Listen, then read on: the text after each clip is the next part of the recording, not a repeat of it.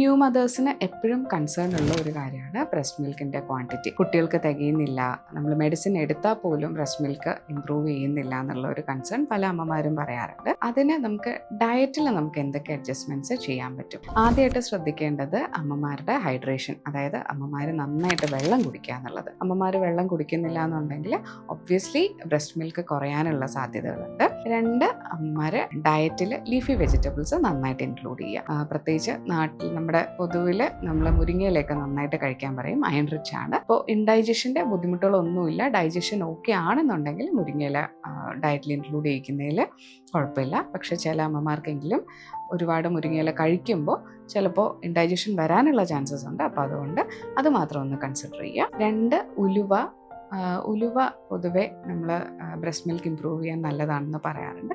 അപ്പോൾ ഉലുവ കഞ്ഞിയായിട്ട് തേങ്ങാപ്പാൽ ഒഴിച്ചിട്ട് കഴിക്കുന്നത് ബ്രസ്റ്റ് മിൽക്ക് ഇമ്പ്രൂവ് ചെയ്യാൻ നല്ലതാണ്. അതുപോലെ ഇപ്പം നമ്മൾ മെഡിസിൻ്റെ കാര്യം പറയാനാണെങ്കിൽ ശതാവരി ചേർന്ന മെഡിസിൻസ് പൊതുവെ ബ്രസ്റ്റ് മിൽക്ക് ഇമ്പ്രൂവ് ചെയ്യാൻ നല്ലതാണെന്ന് പറയാറുണ്ട്.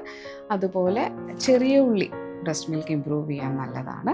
ഇപ്പം ഉള്ളിലേഹ്യം എന്ന് പറഞ്ഞിട്ടൊരു പ്രിപ്പറേഷനുണ്ട്, ട്രഡീഷണലി ആയുർവേദം ഡോക്ടേഴ്സ് കൊടുക്കുന്ന ഒരു പ്രിപ്പറേഷനാണ്. അത് നമുക്ക് മെഡിസിനായിട്ട് നമുക്ക് എടുക്കാൻ പറ്റും. അതുപോലെ ചെറിയ മീനുകൾ കറി വെച്ച് കഴിക്കുന്നത് നല്ലതാണ്. അപ്പം ഇങ്ങനത്തെ ചെറിയ ഡയറ്ററി അഡ്ജസ്റ്റ്മെൻറ്റ്സ് ചെയ്യാം.